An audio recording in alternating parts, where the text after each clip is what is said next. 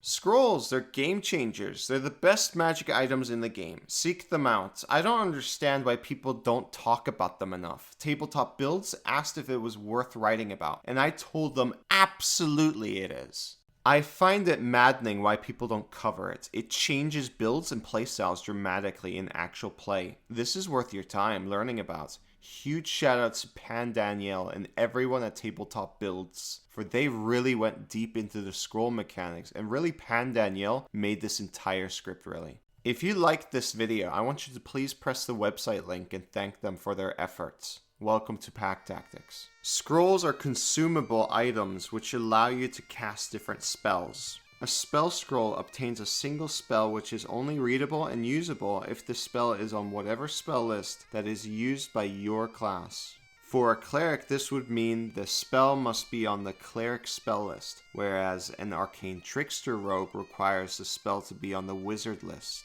You can cast its spell without providing any material components by reading it, using the scribed spell's normal casting time. The scroll's spell level determines its DC and bonus to attack. If the spell is of higher level than you can normally cast it, you must make an ability check using your spellcasting ability modifier to determine whether you cast it successfully. The DC equals 10 plus the spell's level. On a failed check, the spell disappears from the scroll, with no other effects. It's actually not as bad as it sounds. In general, we recommend against using spell scrolls of higher level than you can cast except when it's absolutely necessary, like a Revivify scroll. That finally brings us to this. Now this is my opinion. Spells are better than features, and if you've watched my videos, there's a reason why I never cover classes who don't have spells. They can't compete with magic. They need magic items to compete with magic, but a magic user with magic items is still better, for they have better options like scrolls which they can make and use. So having any spellcasting feature is massive to a set character. If you enjoy classes that don't have spells, then that's fine. I want you to have fun, but I won't cover them. Now, scribing scrolls rule. This is big stuff. Learn this. Please endure this. Scribing scrolls yourself is more reliable as you can pick the spell you want to scribe. Scribing a spell scroll is a downtime activity described in Xanathars, which can take anywhere from 1 day to 48 work weeks and cost between 15 to 250,000 gold, depending on the level of spell you want to scribe. To scribe a scroll, you need to have the spell prepared, or it must be among your known spells, which is different from using the scroll, which only requires that you have the spell on your spell list. Also, you need proficiency in Arcana and provide the material components that the spell requires. Mechanically, a work week means 5 days. Each day that you want to count towards finishing your scroll, you are required to spend at least 8 hours engaged in scribing your spell. The good thing is these days do not need to be consecutive. The amount of time you can take off can, however, not be more than twice the time required. For example, you are not allowed to have a total break time of 5 hours for scribing a spell that takes 3 days to finish. Depending on whether your table sees scribing down spell scrolls as light activity, you could get more out of your day if you also want to progress scribing down a spell. As part of a long rest, you can spend 2 hours performing light activity. Or if you're a Pact of the Tome Warlock with Aspect of the Moon Invocation, you can spend 8 hours, which would be a great way to free up more time for adventuring. There's also Scribe Wizard's level 10 feature, Master Scrivener. This feature allows you to half the gold and time you spend to make spell scrolls. That's a big deal economically for you and your team. Why bother getting these scrolls? Having more spell resources is massive. While the creation of spell scrolls costs both money and time, when you have those spare, there's little reason not to scribe good spells down for later use. D&D is a game of resources, and the better you are with them, the better your character will perform overall. Unlike items such as Pearl of Power, a spell scroll does not require attunement. It can be acquired relatively cheaply, and you or another player can easily use this potentially. Like for example, a Revivify scroll. If the cleric dies, a paladin, artificer, druid, or ranger can snag the scroll off the body and use it. Warlock is a prime example of a class that is great at utilizing spell scrolls. Most lower level spells for Warlock quickly become redundant or outclassed by other options, but this does not mean they're bad spells. Examples for this will follow later. Another example is paladins and their smite slots. Spells should never be disregarded. However, if paladins get the ability to cast spells through spell scrolls rather than spell slots, this is a win-win for both parties, as you can do more of both. Secondly, scribing down spells can help out your party in a few ways. One way to do this would be to scribe scrolls for your fellow players to make use of things like spell books, as they could copy them down. Another way would be to create scrolls for people that have the spells in their spell list, but not known or prepared, as this could add to their abilities.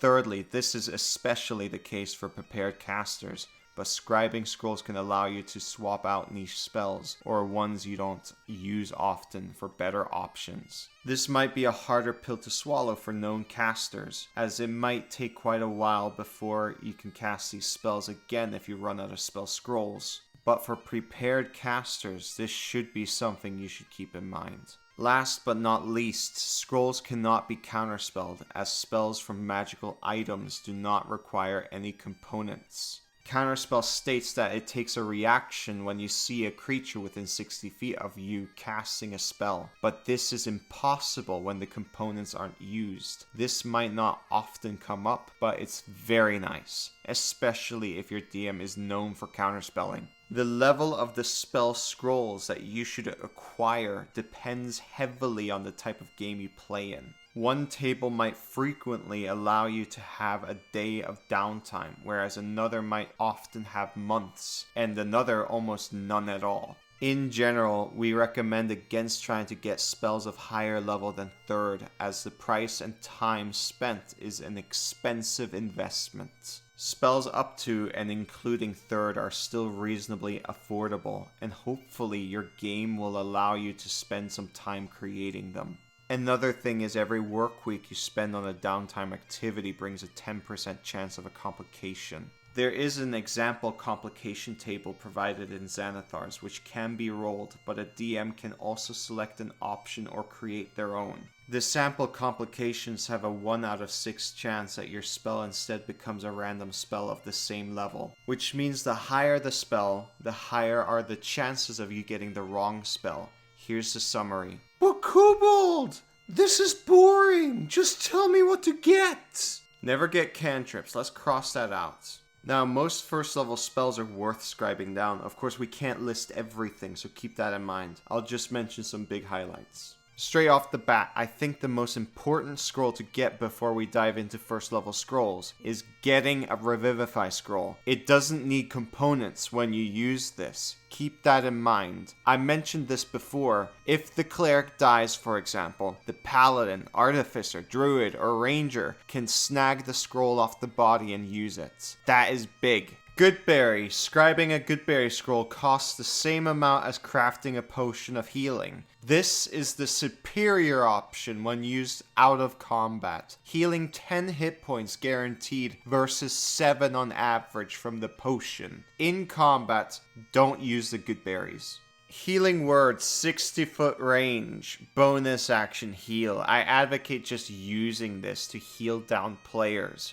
If you have 10 of these, you can also just pick any other great spell on the cleric list instead, as it no longer needs to clog up your prepared spells for the off chance someone goes unconscious. An additional spell preparation is worth a lot more than a few gold pieces and time if you have it available. The same idea works for something like Druid. Absorb Elements, a great spell, even better when you don't need to use that spell slots to use it. One issue that might arise here and with other reaction spells, like Shield, is that you need to be able to read the scroll to use it. If you do not have a free hand to do this, you can remedy this problem by, for example, attaching your spell scroll to your shield or quarterstaff or whatever. Shield, as stated previously, Warlock especially gets a lot out of spell scrolls because of their limited spell slots that are all of higher level.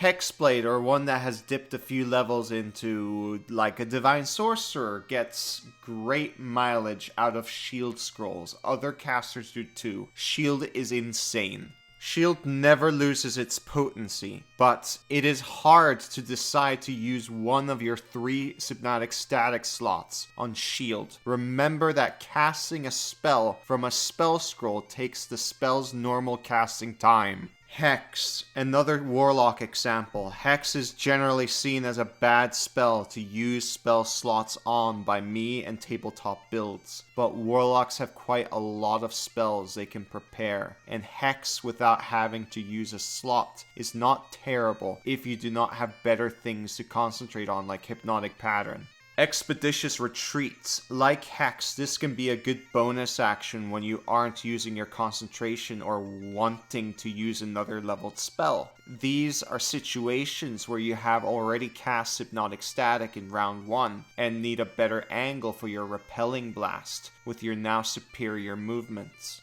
Gift of Alacrity, another good option, though limited to Chronergy and Graviturgy. Technically, for the purpose of using this spell scroll, you would run into issues, rules as written. To save you the trouble, talk to your DM whether they would allow you to cast this spell after scribing it down. If they don't, please don't scribe them.